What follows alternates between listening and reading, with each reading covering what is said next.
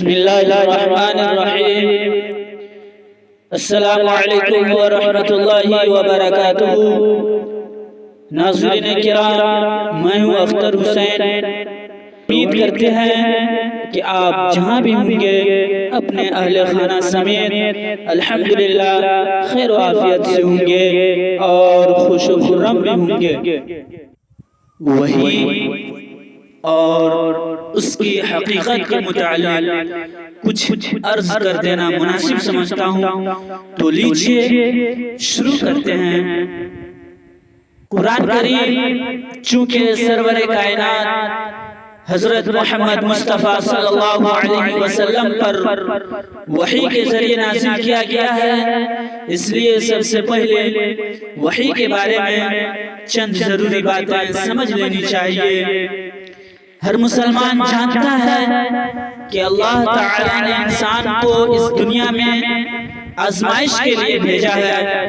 اور اس کے ذمہ کچھ فرائض عائد کر کے پوری کائنات کو اس کی خدمت میں لگا دیا ہے۔ لہذا دنیا میں آنے کے بعد انسان کے لیے دو کام لازم ہے۔ نمبر ایک یہ کہ وہ اس کائنات سے اور اس میں پیدا کی ہوئی اشیاء سے ٹھیک ٹھیک کام لے، اور نمبر دو یہ کہ اس کائنات کو استعمال کرتے ہوئے اللہ تعالیٰ کے احکام کو مد نظر رکھے اور کوئی ایسی حرکت نہ کرے جو اللہ تعالیٰ کی مرضی کے خلاف ہو۔ ان دونوں کاموں کے لیے انسان کو علم کی ضرورت ہے، اس لیے کہ جب تک اسے یہ معلوم نہ ہو کہ اس کائنات کی حقیقت کیا ہے، اس کی کون سی چیز کیا خاصیت ہے، ان سے کس طرح فائدہ اٹھایا جا سکتا ہے، اس وقت تک وہ دنیا کی کوئی بھی چیز اپنے فائدے کے لیے استعمال نہیں کر سکتا۔ نیز جب تک اسے یہ معلوم نہ ہو کہ اللہ تعالیٰ کی مرضی کیا ہے، وہ کون سے کاموں کو پسند اور کن کو ناپسند فرماتا ہے، اس وقت تک اس کے لیے اللہ تعالیٰ کی مرضی کے مطابق زندگی گزارنا ممکن نہیں۔ چنانچہ اللہ تعالیٰ نے انسان کو پیدا کرنے کے ساتھ ساتھ تین چیزیں ایسی پیدا کی ہیں جن کے ذریعے اسے مذکورہ باتوں کا علم حاصل ہوتا رہے۔ ایک انسان کی حواس یعنی آنکھ، کان، منہ اور ہاتھ، پاؤں، دوسرے عقل اور تیسرے وحی۔ چنانچہ انسان کو جب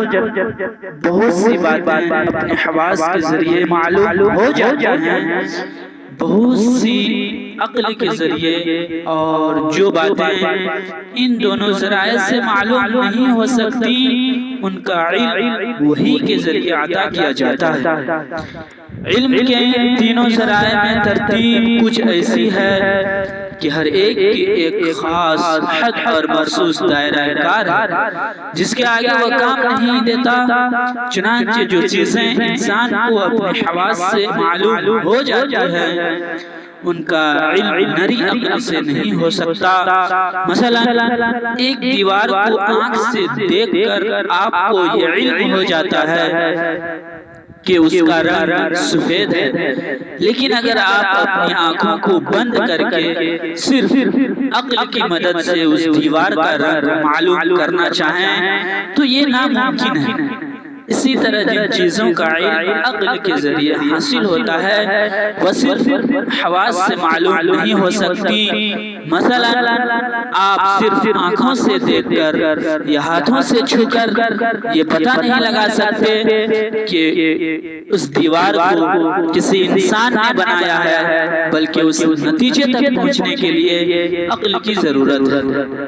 جہاں تک حواس خمسہ کام دیتے ہیں وہاں تک عقل کوئی رہنمائی نہیں کرتی، اور جہاں حواس خمسہ جواب دے دیتے ہیں وہیں سے عقل کا کام شروع ہوتا ہے، لیکن اس عقل کی رہنمائی بھی غیر محدود نہیں ہے، یہ بھی ایک حد پر جا کر رک جاتی ہے، اور بہت سی باتیں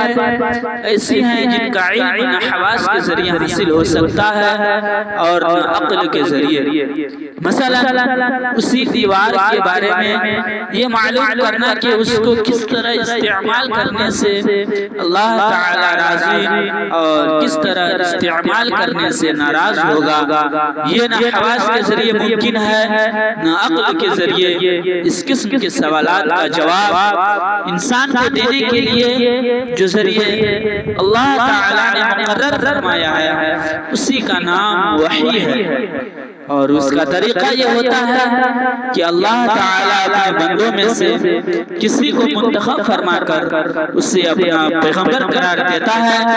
اور اس پر اپنا کلام نازل فرماتا ہے، اسی کلام کو وحی کہا جاتا ہے۔ اس سے واضح ہو گیا کہ وحی انسان کے لیے وہ اعلیٰ ترین ذریعہ علم ہے جو اسے اس کی زندگی سے متعلق ان سوالات کا جواب مہیا کرتا ہے جو عقل اور حواس کے ذریعے حل نہیں ہو سکتے، لیکن ان کا علم حاصل کرنا اس کے لیے ضروری ہے۔ اس سے یہ بھی واضح ہو جاتا ہے کہ صرف عقل اور مشاہدہ انسان کی رہنمائی کے لیے کافی نہیں، بلکہ اس کی ہدایت کے لیے وحی الہی ایک ضروری چیز ہے، اور چونکہ بنیادی طور پر وحی کی ضرورت پیش ہی اس جگہ آتی ہے جہاں عقل کام نہیں دیتی، اس لیے یہ ضروری نہیں ہے کہ وحی کی ہر بات کا ادراک عقل سے ہو ہی جائے، بلکہ جس طرح کسی چیز کا رنگ معلوم کرنا عقل کا کام نہیں بلکہ حواس کا کام ہے، اسی طرح بہت سے دینی عقائد کا علم عطا کرنا بھی عقل کے بجائے وحی کا منصب ہے، اور کے ادراک کے لیے نری عقل پر بھروسہ کرنا درست نہیں۔